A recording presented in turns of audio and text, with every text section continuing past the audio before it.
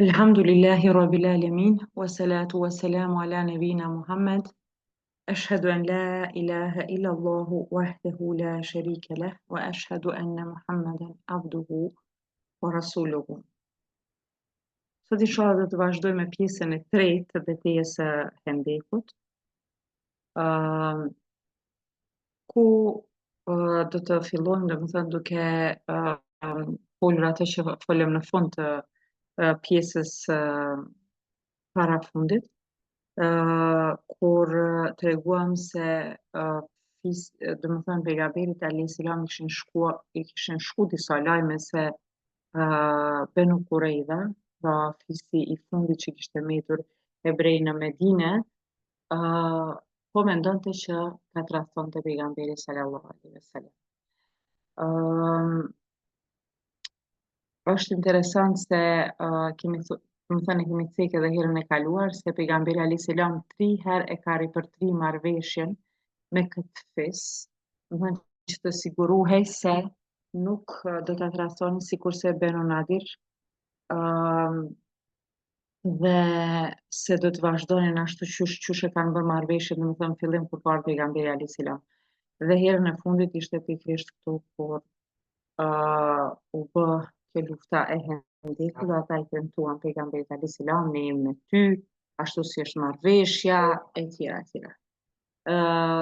Dhe thamë domethënë se pejgamberi sallallahu alaihi wasallam kishte dëgjuar këtë gjë nga Zubair ibn Awami, mirë po e kemi domethënë një transmetim të kësaj bisede nga Ibn Ishaku, i cili tregon se lajmi kishte arritur te Benu Kurejda se Hujeji që ishte pris i fisit Benu Nadir, nëse kujtohet motra kemi përmendur se ky është ai i cili e ka nxit krejt këtë luftën e Hendekut.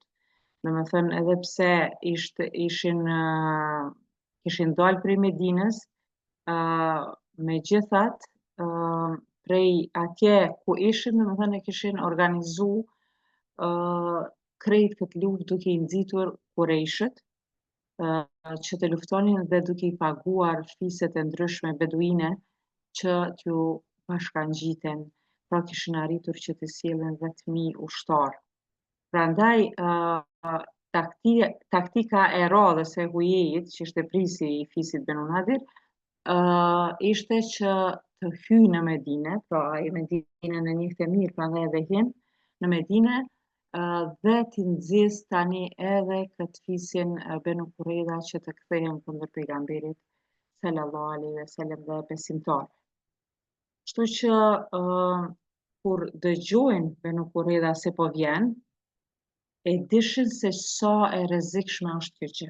E dishin se sa tradhti e madhe, domethënë shumë ishin të vetëdijshëm se sa tradhti e madhe do të jetë nëse bashkohen, domethënë me Kurejshët, me krejt armiqt kundër Muhamedit alayhis salam, edhe pse e kanë ripërtri marrëveshjen 3 herë.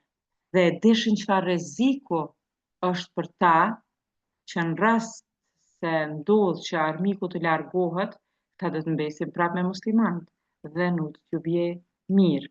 Prandaj dhe në këtë transmetim treguohet se prisi i tyre, Ka'b ibn Asad, e mbyll derën. Pra Hujeji qëndronte jashtë dhe insistonte, domethënë që t'ja hap derën, mirë po ai nuk dëshironte, derisa Hujeji e përdori një metodë tjetër, domethënë filloi ta bëj atë shantazhin emocional, duke i thënë ti s'po ma sjell, ti s'po ma hap derën vetëm se je aq domethënë koprac, je aq egoist, sa nuk don me më dhënë asgjë prej ushqimit tënd. Domethënë vetëm atëherë ju zbut zemra Ka'bit dhe ja hapi derën. Mirë po, sa po u hap dera, Hujeji me njëherë filloi domethënë ti thotë që duhet të bëhet bashkë me ta. Ka'bi thoshte se unë kam marrëveshje me Muhamedin dhe prej ti deri tash vetëm drejtësi kam pa. Ndërsa Hujeji insistoi që ta bindë atë, duke i thënë se fitoria është shumë e sigurt. Thoshte unë do t'jem me ty. Nëse ata largohen, krejt më largu, unë rri me ty dhe të ndihmoj. Do të shohim se nuk do të ri as për së afërmi, domethënë, po do t'iki pari, pastaj çka ndodh. Dhe i thoshte se unë kam sjell një oqean me domethënë me ushtar, një ushtri të tërë e kam sjell, i kam bë bashk edhe gatafanët që janë fis shumë i madh, edhe kurejshët edhe gjithë, kështu që s'ka se si mos të fitojnë. Dhe kjo gjë, domethënë, e shtyn kapin që ta ndroj mendimin, sepse secili prej këtyre thellë e lakmonin humbjen e pejgamberit, selam, për shkak se kishin zemra hipokrite, pra vetëm për shkak të interesit se po jetojnë në një qytet e kishte bërë këtë gjë, ndërsa në anën tjetër ja dëshironte humbjen besimtarëve të pejgamberit alayhis salam. Kështu që mori guxim, mori zemër prej kësaj çfarë i thot Hujeji dhe e merr marrëveshjen dhe e shqyen. Rastësisht Zubejri ibn Awami e kupton këtë gjë. Domethënë e zbulon këtë gjë dhe shkon direkt te pejgamberi alayhis salam dhe i tregon se po m'duket që Beni Kurrejdha e ka prish marrëveshjen. Dhe pejgamberi alayhis salam më njëherë i merr masa tjera dhe i dërgon disa ensar, pra disa banor të Medinës, që ishin faktikisht prisa. Sa'd ibn Muadhin që ishte prijes i fisit Eus, Sa'd ibn Ubade që ishte prijes i fisit Hazraj, pastaj me ta e dërgoi edhe Abdullah ibn Rewahën, dhe e dërgon domethënë Hawad ibn Gjubejrin. Pra të katërta shkojnë për ta konfirmuar lajmin e Zubejrit. Pra Zubejri ishte nga Meka, pra ishte muhaxhir, ishte ai për të cilin pejgamberi alayhis salam ka thënë çdo pejgamber e ka pas një ndihmës të vetin, ndërsa ndihmësi im është Zubejri, pra ishte edhe djali i hallës së pejgamberit alayhis salam. Dhe këta kur shkojnë habitën me atë se çfarë ju dëgjojnë vesh për Benu Kurrejdhës. Këta që deri dje e siguronin pejgamberin alayhis salam dhe musliman që na jemi me ju në marrëveshjen se prishim e tjera, fillojnë të sillen në mënyrën më arrogante të mundshme. Domethënë kulmi i arrogancës, kulmi i sjelljes së keqe ishte me ta. Saqë edhe talleshin, e thoshin kush është ky? Kush është Muhamedi për ne? Kush është ky me pranu na si pejgamber të Zotit? Subhanallahu, se si dalin ato mllepet që i kanë në zemër ata që nuk kanë besu me zemrën e tyre, domethënë nuk kanë hyrë në Islam me niyet të sinqert dhe nuk kanë bë marrëveshje me domethënë qëllimin që me pranu për vlerat që i ka Muhamedi alayhis salam, por vetëm se janë detyruar se kanë jetu të njëjtin vend, domethënë që ta ruajnë veten, pozitën e vet.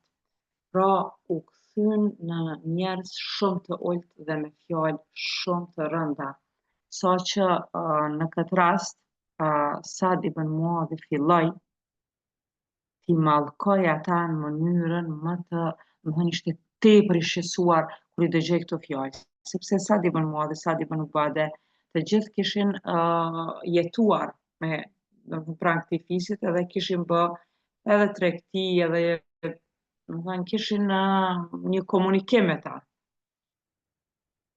Dhe prandaj edhe u mërzit kaq shumë Sa'd ibn Muadhi dhe filloi t'i mallkoj ata, po ata ja kthyen në mënyrën domethënë edhe më të keq, edhe më të rëndë se kjo, atëherë Sad ibn Ubade thotë, o vllai, leje se nuk është punë që zgjidhet me mallkim kjo. Nuk do të na ndihmoj t'i mallkojmë. Domethënë çështja ka arritur përtej asaj që ti e kryen këtë punë me mallkim. Domethënë e dinin çka do të thoshte kjo. Kjo ishte një gjë shumë e rëndë, siç i kemi përmendur edhe në ligjëratën e kaluar, sepse të rrethuar, domethënë në këtë kohë kaq të gjatë, në dimër, në kohën kur edhe është edhe ushqimi i pak, kur është edhe moti shumë i ftohtë. Kishin ardhur fiset nga gjithë gadishulli për të bërë bashkë vetëm për ta luftuar Islamin dhe pejgamberin alayhis salam, dhe tani edhe një armik ekstra domethënë prej brenda Medinës që llogaritej dikon 2000 ushtar, 2000 burra të tjerë. Pra, kjo ishte një situatë shumë e vështirë. Domethënë 10.000 armiq nga jashtë, 2.000 armiq mrena që nuk ishte kjo çështja veç që po i sulmojnë burrat aty ku ishin duke u mbrojtur, por kishin brengën edhe për gra. Domethënë gratë dhe fëmijët ishin brenda Medinës plotësisht të pambrojtur. Domethënë prandaj edhe për këtë gjë është se Allahu në Kur'an në surën Ahzab e tregon këtë gjendje shumë të rëndë të muslimanëve, duke i thënë kujtoni pra kur ju erdhën juve edhe prej së lartë edhe prej së poshtme. Dhe kur shikimet u shtangën e zemrat arritën në fyt, e ju sajonit mendimet e lloj-llojta për Allah. Domethënë u vët në provë, u tronditën prej kësaj se çfarë po i ndodhte. Atje në atë vend qenë sprovuar besimtarët dhe qenë tronditur me një dridhje të fortë. Kur u përhap ky lajm, pejgamberi alayhis salam domethënë e ndau patrudhën muslimane në dy pjesë. Domethënë një afër Hendekut dhe pjesën tjetër ka ata Kurejshit. Po është interesant domethënë se fillimisht pejgamberi alayhis salam ju thot këtyre që mos ta përhapin lajmin me një herë si të vinë, në mënyrë që njerëzit mos të krijojnë panikë, por ta domethënë ti tregojnë me ndonjë shenjë pejgamberit alayhis salam se ka ndodhur ajo çfarë ka ndodhur. Dhe edhe kjo ka një arsye domethënë që do ta diskutojmë si mësim për neve nga ky veprim i pejgamberit alayhis salam. Çfarë vepruan munafiqët? Çfarë vepruan hipokritë? Kemi thënë se në pas luftës së Bedrit u shfaqën munafiqët, domethënë për herë të parë, sepse më herët këta ishin idhujtar. Dhe kur e fitoi luftën e Bedrit pejgamberi alayhis salam, pra këta erdhën dhe thanë që i besuan ty, a në zemër nuk kishte depërtuar besim. Në luftën e Uhudit i lanë në gjysmë të rrugës. Domethënë pejgamberi alayhis salam e lanë në një kohë kur më së shumti i duhej ushtria, pra u tërhoqën 300 veta nga 1000 sa ishin mbetën vetëm 700, edhe pse armiku kishte ardhur 3 fish më i madh. Gjithashtu kemi thënë domethënë në disa raste e fundit si shpifjen te shpifja ndaj Aishës, pastaj ai incidenti që e kishin mes ensarëve dhe muhaxhirëve, në të gjitha këto raste munafiqët e treguan veten e vet. Domethënë e treguan atë dyftërsinë e vet, hipokrizinë e tyre. E pse mos ta tregojnë edhe këtu tani, domethënë momentin që u përhap ky lajm se kanë ardhur këtu, se domethënë Benu Kurejda më nuk do të jetë në marrëveshje se mund t'i sulmoj në çdo moment, atëhere ta fillun me shfaq atë munafikun e vet. Kërkuan të shkojnë në shtëpi të tyre me arsyetimin gjëja se po shkojnë mi mbrojt familjet. Më thënë me lënë pjesën e hendekut.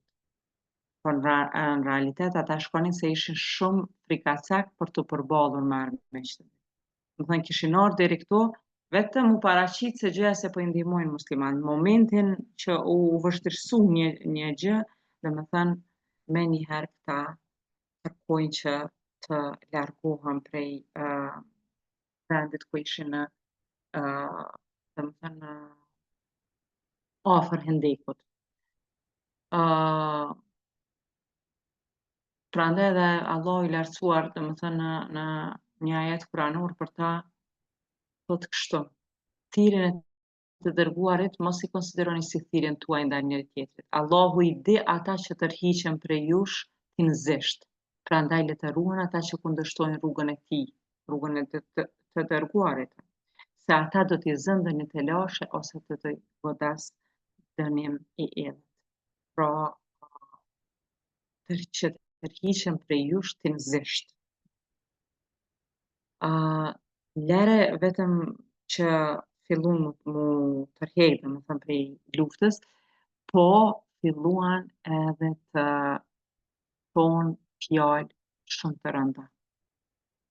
Subhanallahu, thanë njëri prej tyre tha kështu: ja ku ishte Muhamedi deri pak më herët, disa ditë më herët, duke na premtu thesaret e Kisras edhe Kajserit. Domethënë kush janë thesaret e Kisras edhe Kajserit, të perandorisë romake dhe persiane, që kemi shpjeguar në pjesën e parë të kësaj, që pejgamberi alayhis salam duke e goditur një shkëmb. Avec maman ou bien je te mets Domethënë në shkëmbi që ishte në rrugë, ai çfarë bëri? Ju premtoj muslimanëve, ju tha se po ma mundson Allahu që mi pa vendet e perandorisë romake dhe të persiane edhe të Jemenit, se do të jenë në dorë të muslimanëve. Muslimanët do të kenë këto vende. Pra në një situatë shumë të vështirë, kur ishin të rrethuar nga çdo anë, pejgamberi alayhis salam ju dha këtë lajm. Dhe ky tani po thot: ja ku ishte Muhamedi duke na premtu thesaret e Kisras dhe Kajserit, dhe tani jemi qasi situate aq të friksuar sa që as për nevojat tona fiziologjike smujim me shku prej frikës. Domethënë smujim u largu njëri prej tjetrit. Pra ishte një gjë shumë e ulët ta thot në këtë mënyrë, por që shohim domethënë se me të vërtetë me themi hipokritët janë të fshehtë, nuk e dim kush janë si janë. Po në çdo vështirësi dalin në pa, edhe tregojnë vetë se kush janë. Kështu që nga kjo situatë këtu i marrim disa mësime. E para është rëndësia e mos shpërndarjes së informacioneve të këqija. Pejgamberi alayhis salam kur shkuan ensarët, pra dy sadat edhe Abdullah ibn Rawaha dhe ai tjetri për të marrë lajm se ai kanë tradhtuar me të vërtetë kanë prish marrëveshjen Benu Kurejza dhe ajo, ju tha që kur të vini, ma jepni, domethënë lajmin vetëm mu, mos të përhapet tek njerëzit, sepse do të shkaktoj, domethënë nuk do të ndihen mirë dhe do të shkaktoj panikë. Dhe këtu në një farë mënyre e shohim se çka do të thotë çka do të thotë lajmi i keq. Sidomos ne që po jetojmë në një kohë që është një kontrast i plot nga ajo çka po shohim, mediat tani domethënë edhe i fryjnë, i rrisin edhe më shumë se që janë skandalet, çdo çështje të tmerrshme bëjnë edhe më të llahtarshme, si me thënë, çdo thash e thëmë e bëjnë skandal, e analizojnë, domethënë shtojnë, heqin prej të vërtetës, vetëm për me bë lajmin më atraktiv. Dhe kjo nuk është prej tërbijes së Islamit. Pse? Sepse ekspozimi i vazhdueshëm i gjërave të këqija, i dhunës, i amoralitetit, i domethënë gjërave që janë të papërshtatshme, gjërave që janë negative, e bën zemrën e shoqërisë të pandjeshme. Me thënë, fiton një imunitet edhe i duket krejt normale çado që sheh prej gjërave të këqija. Sepse mësohet çdo ditë me lajme për lakur, domethënë çdo ditë lakurisi, çdo ditë lajme krimi, çdo ditë lajme të vrasjeve, të padrejtësive tjera, domethënë ulet standardi njerëzor, humb turpi dhe bëhet kush e di çfarë lajmi i keq, kush e di çfarë vrasje, bëhet një gjë normale në mesin e njerëzve. Kur është mirë, domethënë lajmi të publikohet për diçka një qëllim të dobishëm për shoqërinë. Për shembull, po e zëjmë nëse lajmërohet se dikush ka bën një padrejtësi, një krim ndaj dikujt, është zënë po e zëjmë hajduti ose vrasje ose tjerë dhe është duke vujt burgun. Domethënë, kjo është një qasje që e siguron një farë ekuilibri në shoqëri. Shumë domethënë ndryshe prej asaj që vetëm me dhënë lajme pa i verifiku, pa asgjë, po nëse edhe janë të vërteta, po ta lëjnë atë shijen e idhët që po ndodh diçka e keqe, ja bëjnë shoqërisë një farë pasigurie me jetu domethënë në këtë shoqëri, në këtë vend, atëherë nuk është kjo prej edebit të Islamit. Domethënë duhet me pas parasysh se si i bëjmë lajmet. Dhe është interesant se këtë gjë e kanë pasu edhe sahabët. Pra pejgamberi alayhis salam qysh nuk ka dashur me paraqit domethënë lajmin e keq, ashtu dhe edhe sahabët janë regjistruar plot raste për shembull, po një është interesante te Buhariu, një ndodhi domethënë që shënuar në kohën e Omerit, Allah qoftë i kënaqur me të, se ndodhi domethënë një gjë e keqe dhe kur ai ishte në Mekë dhe dëshironte me fol publikisht për këtë gjë. Mirëpo sahabët i thanë, mos fol këtu në këtë tubim, se ka edhe të mira dhe të këqija. Le të presim derisa të kthehemi në Medinë dhe kur të jemi të sigurt, atëherë e përhapim lajmin. Domethënë kjo tregon qartë ndryshimin midis një shoqërie ideale islame dhe llojit të shoqërisë në të cilën ne jetojmë kur çdo gjë hapet.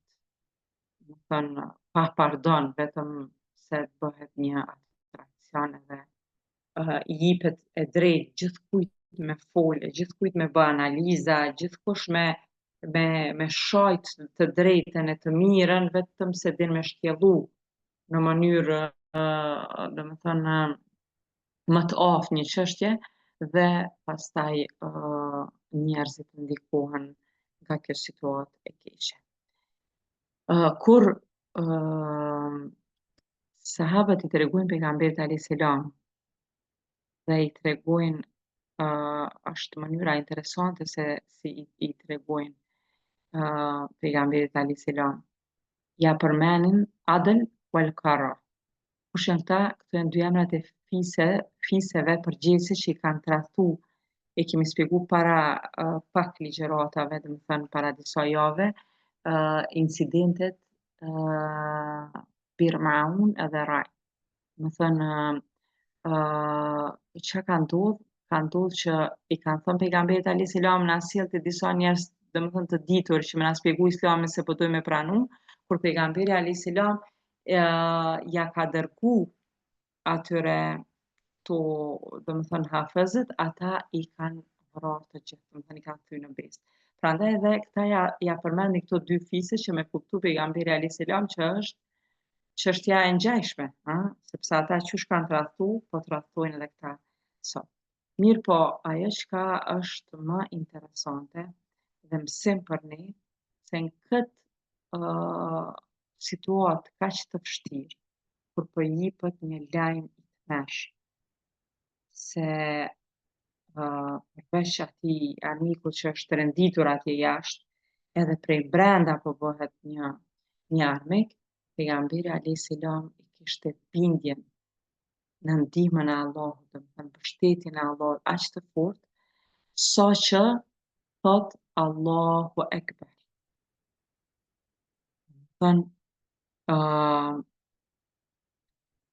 Dhe thot lajm i mirë, lajm i gëzueshëm. Parando. Ata po i tregojnë se na kanë tradhtu dhe këta, dhe gjithë, e kanë përjetu shumë rënd këtë gjë, siç e përshkruam edhe aty kur e shpjeguam ajetin kuranor që Allah thot, ju erdhi shpirti në fyt, ndërsa pejgamberi alayhis salam po thot lajm i mirë, lajm i gëzueshëm. Dhe po qënë tek bire. Dhe kjo është domethënë që tregon se çfarë mbështetje tek Allahu ka pejgamberi alayhis salam, saqë lajmin e keq e kthen në gëzim sepse e din që kur ngushtohet kështu shumë, Allahu ka m'ju dhënë diçka të mirë, ka m'ju hap një rrugë të mirë dhe e dinte se kjo zgjedhje do t'jetë e dobishme. Është shumë keq që në këtë kohë këta u bën armik nga brenda, por e dinte se prapa kësaj po shef diçka shumë e mirë.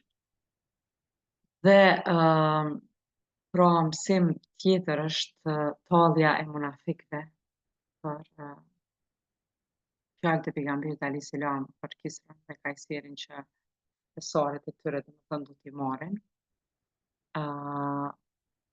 Që na jep të kuptojmë se sa të ulët janë. Se sa thuse domethënë me zispresin me pas një arsye dika, sepse kanë xhelozi dhe nuk ja dojnë të mirën muslimanëve. Pra ishte një lajm shumë i madh kur pejgamberi alayhis salam thotë na kemi me qenë domethënë muslimanët e aty ku janë sot perandoria romake edhe persiane që ishin dy superfuqi botërore.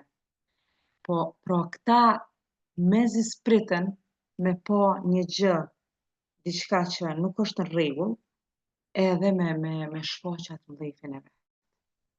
Ndërkohë që ky lajm i pejgamberit alayhis salam u realizua shumë shpejt, po vetëm se këta e treguan veten kush janë.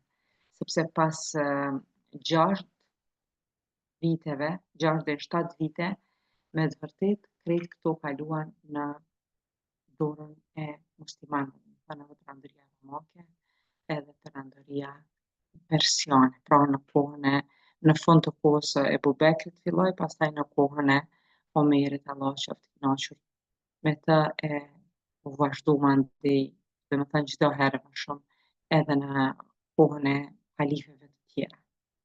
Por kjo tregon çfarë vllëfi ka. Edhe sot shumë shpesh shohim nëpër media, me zispresin i dështim dikujt. Asgjë nuk janë në gjendje me pa një gjë, me thënë, kjo gjë po duket që është e bardhë diçka, po duket që po bëhet diçka mirë, po çdo gjë e bëjnë të zezë, çdo gjë e nënvlerësojnë, çdo të mirë, domethënë e mohojnë, sepse janë mësuar ashtu që vazhdimisht të shajnë edhe e ngritin veten me ato gjë. Dhe nganjëherë edhe kur janë disa gjëra të mira që ndodhin, ata i kthejnë në të këqija. Po zëjmë, është vendos domethënë mu ndihmu studentët me nga 100 euro, ose fëmijët në Kosovë nga 20 euro, lëmosh po jepet. Është mundsu një gjë tjetër, domethënë po e zëjmë për pensionerët, kjo asgjë s'është. Vazhdimisht domethënë i asgjësojnë gjërat e mira, ka merr mendja që me zispresin mu bë diçka e keqe, sikur se këto munafikët, edhe me bë situatën sa më të keqe sepse nuk kanë qef që mu bë diçka mirë, sa i përket rrethimit, pra qysh thanë pejgamberi alayhis salam tani që gjithë forca e burrave, domethënë gjithë burrat e Medinës ishin rreth hendekut dhe të cilët domethënë bënin roje tër natën duke thënë në mënyrë të vazhdueshme Allahu Ekber, Allahu Ekber, domethënë në mënyrë që armiku të mendojë se janë shumë më shumë në numër se sa që janë në realitet. Domethënë bënin tekbire vazhdueshme që mos të sigurohet armiku që mundet lehtë me hy në cilën do pjesë ta kaloj hendekun edhe të hyj, por tani u detyru që gjysmën prej këtyre ta dërgoj domethënë nga mesi i Medinës në mënyrë që të presin mos po i vjen sulmi prapa shpinës prej Benu Kurejës. Kurejshët ishin shumë afër hendekut. Pra dhe çdo herë mundoheshin që të kalonin këta. Mirë po nuk i lenin këta, domethënë besimtarët. Mirë po nuk do me thënë kjo që asnjëherë se kaluan, sepse kishte disa raste kur një grup i vogël pra e kalonte hendekun. Pra i hendeku ai kanali ishte i madh, po këta domethënë shkonin deri poshtë dhe pastaj ngjiteshin në mënyrë që të vinë edhe t'i luftojnë muslimanët. Një rast i tillë është një grup me Amr ibn Abd el-Wud, i cili ishte një kurejsh që ishte i njohur shumë për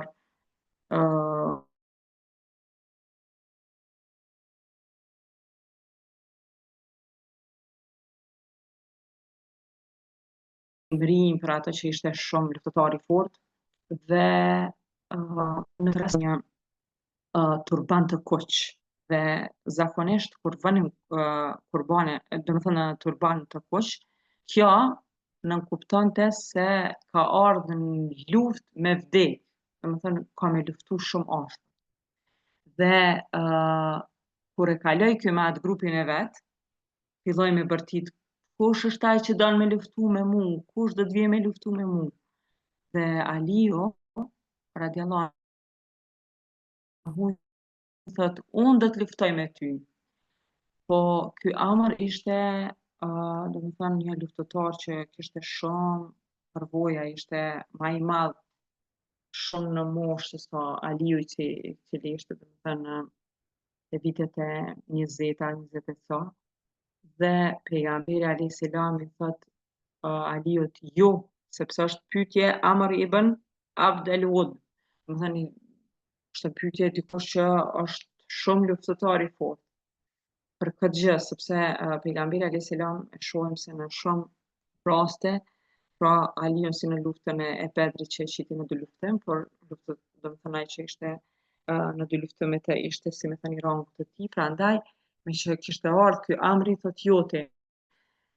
Prap thot Amr, prap Aliu thot unë prap pejgamberi alayhis salam domethënë e ndalon kështu 3 herë, derisa në herën e tretë thot Aliu, po edhe nëse është Amr ibn Abd el-Wud, unë do të dal dhe do të luftoj me të. Dhe atëherë kur e pa këtë përkushtim pejgamberi alayhis salam e lejoi. Dhe kur e pa atë, ky Amri tha nuk kam interesim unë me luftu me ty.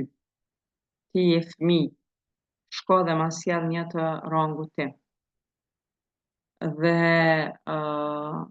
i thot atij, thot unë nuk jam e interesu me të vrarë ty. Domethënë unë aty shumë lehtë të vraj. Pse më interesu me të vrarë ty? Atëherë Ali i thot po unë jam i interesu me të vrarë ty. Dhe në atë moment, domethënë Amri kërcen nga kali i tij që ta sulmoj me njëherë Aliun që ta vret, domethënë me herën e parë, dhe kërcen prej kalit edhe Aliu, dhe subhanallahu që është përshut këtu ngjarja si tamam si në për filma që i shohim. Më thënë, ngritet aq shumë pluhur prej atij dy luftimit të tyre, sa që nuk shohin musliman se çfarë po ndodh, vetëm kur e dëgjojnë Allahu Ekber, e kuptojnë që Aliu e ka vrarë atë. Do të thënë, sipas një transmetimi që të ka qenë dikush më afër, thotë se Amr e godet aq shumë dhe ky Aliu e qet mburojen mbi kokën e tij dhe ajo ju ndahet për gjysmë. Domethënë paramendoni çfarë fushie ky, që ja ndan burojen e hekurt ja thyn për gjysmë. Mirë po Aliu thot me njërën dorë u mbrojt me mburoj, e në anën tjetër thot ja nguli shpatën në qafën e Amrit. Gjithashtu është edhe një incident tjetër që një person që quhej Nafël ibn Abdillah kalon bashkë me një grup dhe i del Zubejri ibn Awami. Pra shikoni të dy rastet të afërm të pejgamberit alayhis salam, të familjes së afërt të pejgamberit alayhis salam. Dhe ai lufton me ta dhe thuhet se Zubejri e ka nda trupin e tij për gjysmë. Do thënë, sa që dikush prej sahabëve i ka thënë çfarë shpatë të mire paske, çfarë shpatë të mrekullueshme paske. Ndërsa Zuberi thot, jo, nuk është shpata, është krahu, është dora, dora e fortë. Dhe trupi i këtij Nafalit qëndroi aty një kohë në diell dhe Kurejshët filluan me bërtit prej asaj ane duke thënë, domethënë jemi të interesuar me ble, na shitni trupin e atij që me marr, domethënë trupin e vdekur të këtij Nafalit sepse ishte ushtari i tyre. Ndërsa pejgamberi alayhis salam thot, kjo kufon është nejs, domethënë është e papastër. Edhe paratë që jipen për këtë kufon janë nejs, janë papastër. Ne s'kemi nevojë për paratë e juaja e ejani dhe merrni kufon pa pas nevojë me pagu. Dhe kështu që domethënë kishte, pra dhe pse ishte hendeku, janë të transmetuara disa raste kur kalohet hendeku për një grupi, po kryesisht grupi vogël, dhe sahabët qëndrojnë e luftojnë me ta dhe nuk i lojnë që të dalin më shumë. Pra, tërkohën këta ishin rreth hendekut, mirë po ishin gjendje gatishmërie që ta mbrojnë Medinën në këtë mënyrë. Gjithashtu ka transmetime se edhe Halid ibn Walidi kaloi me një grup të vogël, luftoi, pastaj u kthy prapë mbrapa, si dhe Ikrime ibn Abi Jahl, djali i Abu Jahlit, edhe ai kaloi luftoi pak dhe u detyru mu kthy. Kështu që në përgjithësi është shumë interesant se domethënë gjithë kjo ushtri që ka ardhur këtu, ndërsa kanë vdekur shumë pak persona në këtë luftë. Më shumë kanë vdekur prej shigjetave që i gjunin prej asaj ane dhe i zënin domethënë këtë anë muslimanët pa përgatitur, pra janë të regjistruar 6 ose 7 muslimanë që kanë vdekur në këtë luftë. Pra, gjithë ky numër i madh e kaq pak muslimanë të vdekur. Një prej gjërave shumë të rënda që ka ndodhur në këtë luftë për muslimanët është vdekja e Sa'd ibn Muadhit, Allah qoftë i kënaqur me të. Sigurisht është vdekja ma tragjike, do thënë, ai ka qenë kryetari i fisit Eus, qyshtan, dhe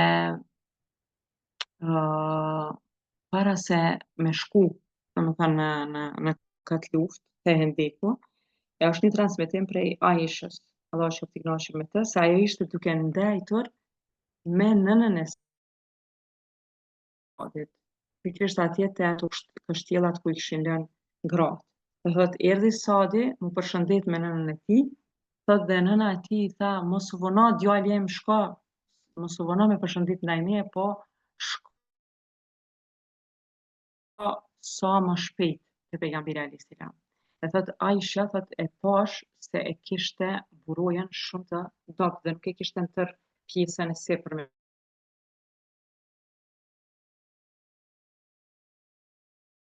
Si kanë zakonisht burojë. Dhe të rrallë pas ka armaturën apo burojën, sikur të kishte më shumë në krejt pjesën e sipërme. Dhe thot Aisha pikrisht kjo çka unë e pash që u shqetësova për këtë pjesë, pikrisht një shigjet e ka godit në pjesën e sipërme të krahut të djathtë, domethënë pranë qafës, aty ku thot Aisha aty ku e kisha frikën për të që ishte nuk kishte domethënë burrojë në tërë trupin.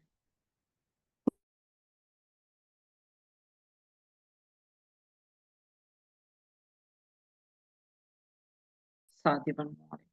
Aisha një ligjëratë e kemi mbajtur ku e kemi treguar domethënë se si dy Sa'det për një herë e pranojnë Islamin prej Musab ibn Umairit, pra prej sahabiut të cilën pejgamberi alayhis salam e dërgoi prej Mekës në Medinë që t'ju mësoi atyre Islamin, ende pa e bë hijretin pejgamberi alayhis salam. Dhe kur ky ka pranu Islamin prej Musabit, prej urtësisë Musabit si ja ka shpjegu Islamin në çka thret dhe si është, krejt fisi i tij e ka pranu Islamin.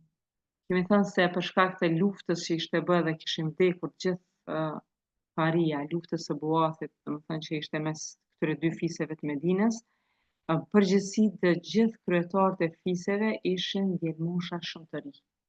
Pra edhe Sa'd ibn Mu'adh që ishte i fisit Eus, edhe Sa'd ibn Ubadi që ishte i fisit Hazraj, edhe të tjerë domethënë kishin me vetëm gjenerata e ri. Dhe kur ai pra e ka pranu, ka shku te fisi i tij edhe te ato fiset e nën fiset e tjera që ka qenë, dhe i ka thënë direkt, asnjëri për juve nuk ju flas derisa të largoheni nga idhujtaria dhe ta pranoni tauhidin, besimin në një Zot. Dhe ata e donin aq shumë sa që domethënë nga dashuria për të e përqafuan Islamin dhe domethënë u bën ja pa hajrin, si me thënë i tërë fisi, kur ai e pranoi Islamin, tërë fisi i tij e pranoi Islamin. Gjithashtu Sa'd ibn Mu'adh është ai i cili në luftën e Bedrit, kur pejgamberi alayhis salam po kërkonte një farë mbështetje prej sahabëve, a kanë me shku me të në këtë luftë apo jo? Dhe thoshte çfarë mendoni ju? Çfarë mendoni ju? E u qun me radhë një herë Ebu Bekri, pastaj Omeri, pastaj Abdullah ibn Mesudi, duke i thënë ai dërguari i Allahut, ku je ti dhe ne jemi me ty, dhe pejgamberi alayhis salam vazhdimisht prap thoshte çfarë po mendoni, atëherë Sa'di me zgjuarsinë e vet e kuptoi që pejgamberi alayhis salam po pret prej këtyre të Medinës. Dhe i tha, o i dërguari i Allahut, thot a po pret përgjigje prej neve? Dhe thot pejgamberi alayhis salam, po. Atëherë ngritet Sa'di dhe bën një fjalim shumë të bukur, duke thënë, o i dërguari i Allahut, thot ne të besum ty, besum edhe dëshmum që ajo me çka ke ardhur ti është e vërteta. Dhe ne ta kemi dhënë besën se do të dëgjojmë dhe do të bindemi. Dil përpara i dërguari i Allahut dhe bën çka të dush se vallahi ne jemi me ty. Betohemi në Allahun se edhe në qoftë se shkon edhe ecë nëpër det, edhe ne kemi me ecë nëpër det pas tij. Domethënë e ka thënë atë kuptim me ecë mbi det. Nëse ecë edhe mbi ujë, edhe na kemi me ecë me ty, pra është diçka simbolike, me thënë që nuk të lojmë në asnjë rrethon, po vim me ty atje, jemi pas teje. Domethënë kjo është një gjë që ka qenë shumë e rëndësishme atëherë. Me përkrah kështu pejgamberin selam dhe sigurisht e ka gjetë domethënë shpërblimin te Allahu për këtë gjë, për përkrahjen që ka bërë. Pra në një kohë që ishte shumë e vështirë. Tregohet gjithashtu se kur pejgamberi alayhis salam e bëri hijretin në Medine, ky shkon në një rast domethënë në Mekë, dhe ata të Mekës kishin marrë vesh se e kanë pranu Islamin dhe ky e kishte para Islamit e kishte shok Umej ibn Halef dhe pra një prej atyre prisave kryesor që e kishte bërë shumë tortura mbi pejgamberin alayhis salam edhe besimtarët. Dhe ai me që e kishte shok, i thot dil natën e mos dil ditën se kanë dëgju këta tjerë, domethënë që ju e keni kroh Muhamedit, prandaj mund me të bëj diçka. Mirë po, ky i thot, e a e din ti se çka kam dëgju unë? Thot unë e kam dëgju prej gjuhës së pejgamberit alayhis salam se ka thënë që Umeja ibn Halef do të do ta vret domethënë do të vritet.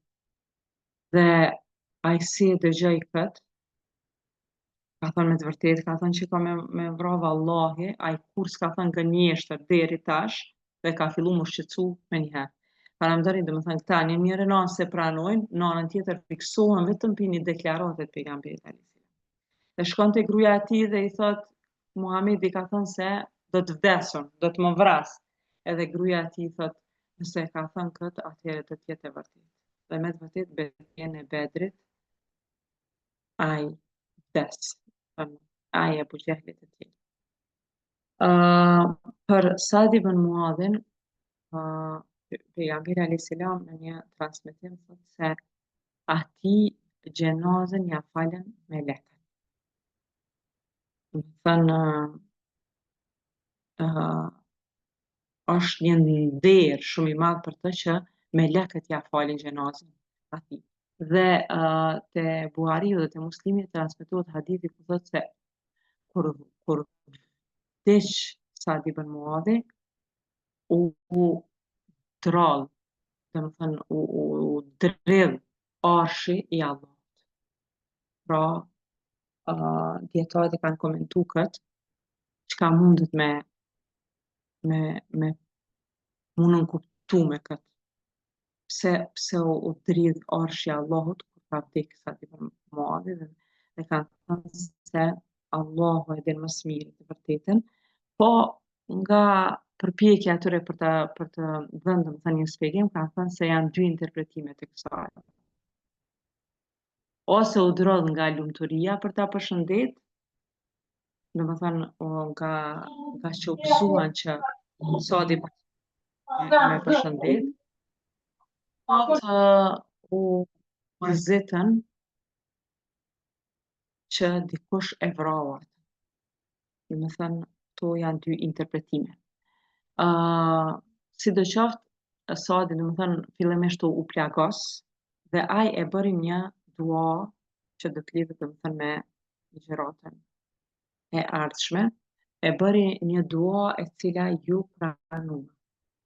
Tha, o Allah, pra ishte i plagosur ka fundi dhe kur e kupton që Kurejshët po largohen, tha, nëse do t'i lejosh Kurejshët që të kthehen edhe një herë pas kësaj, domethënë nëse qëtash u krye çdo gjë, atëherë është diçka tjetër, por nëse lejon që ta prap më ardh me luftu pejgamberin alayhis salam, atëherë më lejo të jetoj dhe të luftoj kundër tyre. E ta ndihmoj pejgamberin alayhis salam. Sepse nuk ka popull më i nëshmu, më i ulët për mua se sa Kurejshët për atë që e kanë torturu pejgamberin alayhis salam. Po thot, nëse është kjo hera e fundit, nëse ata nuk do të kthehen, o Allah, ma mundëso që të vdes si shej. Pra nuk e dëshiron jetën. E vetmi arsye pse dëshiron, e lut Allahun që më jep jetë, më shëro, është nëse kanë mu kthy Kurejshët, që ta ndihmoj pejgamberin alayhis salam. E nëse s'kan mu kthy, atëherë më prano si shahid. Por e shton edhe kët në duan, në cilat transmetohet se kanë dëgju sahabët duke bë, po lejoj syve të mi të kënaqen duke e parë se çfarë do të ndodhë me Benu Kurejnë. Pra mos i lë sytë e mi të mshelën pa u rahatu se janë denu Benu Kurejnë. Pra thamë që Sadi kur e kuptoi që çfarë tradhtie të madhe po i bën, filloi mi mallku.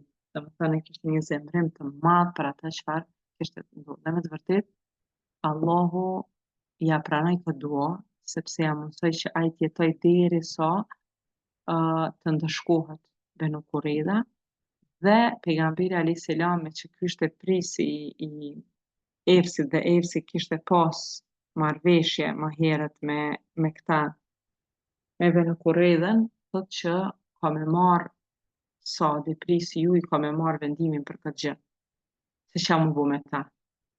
Dhe ai e merr një asi vendimi që ta shpjegojmë herën tjetër, që Allahu do të jetë i kënaqur me këtë vendim, sepse thot pejgamberi alayhis salam, o Sad, ke marrë një vendim me të cilën Allahu është i kënaqur. Do të thënë, ashtu si çfarë kishte thënë Allahu, ashtu e ke marrë ti këtë vendim. Do të edhe ligjëratën e ardhshme do të përmendim këtë rast, do të thënë me Sadin se çfarë ka ndodhur. Dhe se sa e ka dashur pejgamberi alayhis salam Sadin, çfarë rëndësie i ka dhënë atij, kuptohet edhe me një rast që ka ndodhur pasi që ka vdekur Sadi, pas 2 viteve që ka ndodhur Sadi, kur në një rast kur pejgamberi alayhis salam u dërgonte letra bretërve dhe sundimtarëve në vitin e 7 dhe 8 të hijretit për t'ju treguar atyre se ai është i dërguari i Allahut dhe duhet ta besoni, do të thënë do të vinë këto ligjërata në radhë. Një mbret i Bahreinit që edhe pranon Islamin i dërgon pejgamberit alayhis salam disa rroba shumë të mira të perandorëve, do të thënë me zbukurime shumë të që kishim thënë sot me vlerë shumë të madhe, rroba shumë të shtrejta. Dhe kur e pan këtë pëlhur, kur e pan këtë lloj veshje sahabët, fillon mu mahnit me këtë gjë. Do të thonë që kjo gjë i pengoi pejgamberit alayhis salam, se si po mahniten kaq shumë, jo që nuk është e lejushme në Islam që me vesh rroba të mira, kualitative, sipas mundësive, kush i ka të shtrejta, krejt është halal të veshësh. Mirë po, jo të bëhen ato aq të rëndësishme të mahnitesh, zemra jote domethënë t'i doj aq shumë, pra të lidhet me to. Prandaj pejgamberi alayhis salam më njëherë ju dha atë edukimin sahabëve për këtë gjë, duke thënë a jeni të impresionuar prej këtyre rrobave, a jeni mahnit me këto rroba, po pasha Allahun, një e ka përdor shprehjen në gjuhën arabe që është mindil, që edhe ne i themi mindil, apo faculeta, apo shami për fshirjen e hundës, domethënë një mindil i Sa'd ibn Muadhit në xhenet është më i vlefshëm se sa të gjitha këto rroba që i kanë sjell prej portës mbretërore, si më thënë. Pra e përmend Sadin dhe e tregon këtë gjë, domethënë që është prej xhenetlive se pra faculeta e tij në xhenet është më e vlefshme se sa këto rroba. Pra kjo gjë domethënë do të ndodhë në sira, pra do të vdes Sadi do të si shahid do të shkoj tek Allah. Është një çështje e fundit domethënë që do ta trajtojmë në këtë ligjërat se posa u kthyen në domethënë në Medine, herën e ardhshme do të tregojmë domethënë se si ndodhi që ata u larguan dhe erdhën këtu, është një mësim i fikut nga ky rast që e përdorin vazhdimisht fuqahat, domethënë ata që mirën me fikun, lidhur me çështjen e namazit. Sepse pejgamberi alayhis salam i ka thënë takohem me gjithë të Beni Kurejda, domethënë asnjë mos e fal në ikindim vetëm se të Beni Kurejda. Dhe kur shkojnë atje, domethënë e shohin një pjesë, shohin se dielli perëndon dhe e falin pas perëndimit të diellit dhe pejgamberi alayhis salam aq mërzitet që ky namaz si ka shku, janë vetëm 2 raste në sira, është ky rast dhe është rasti kur pas luftës, domethënë që kanë bërë betejës tër natën, pejgamberi alayhis salam e porosit Bilalin që t'i thirr për namaz, fakt ai vet vullnetar thotë unë do t'ju thras, e pastaj e merr gjumi edhe kur zgjohen në mëngjes, domethënë ka lind dielli dhe ata nuk e kanë falur dhe është ky rasti i dytë. Pra Allah ka dashur që të jetë një shembull që ka vetëm 2 herë në jetën e pejgamberit alayhis salam ka ndodhur në të 2 rastet është mërzit shumë pejgamberi alayhis salam dhe në këtë rast i ka mallkuar. Dhe çështja këtu mësimi për çështje të fikut është që pejgamberi alayhis salam e fali një herë namazin e ikindis dhe pastaj e fali namazin e yatsis. Dhe prej kësaj ka ardhur kjo rregull që namazi falet fillimisht namazi që e ke humb, pastaj falet namazi i radhës. Me përjashtim të rastit nëse është gati tu të shku edhe ky, në fund të akşamit je gati me të zënë yatsia, atëherë lejohet me fal namazin e akşamit në mënyrë që bilet paktën akşamin me pas me kohë. Përndryshe, domethënë është rregull që duhet të falet fillimisht ai që është humb edhe pastaj ky namazi që ka hyrë koha e tij. Motra të dashura, kjo ishte e tëra për sot, edhe javën e ardhshme, herën e ardhshme faktikisht do të flasim për betejën e Hendekut për të përfunduar, domethënë këtë ngjarje shumë interesante dhe për të nxjerrë mësime shumë interesante nga kjo betejë shumë e vështirë e pejgamberit sallallahu alaihi wasallam dhe sahabëve. Walhamdulillahi rabbil alamin, wassalatu wassalamu ala nabiyina Muhammad.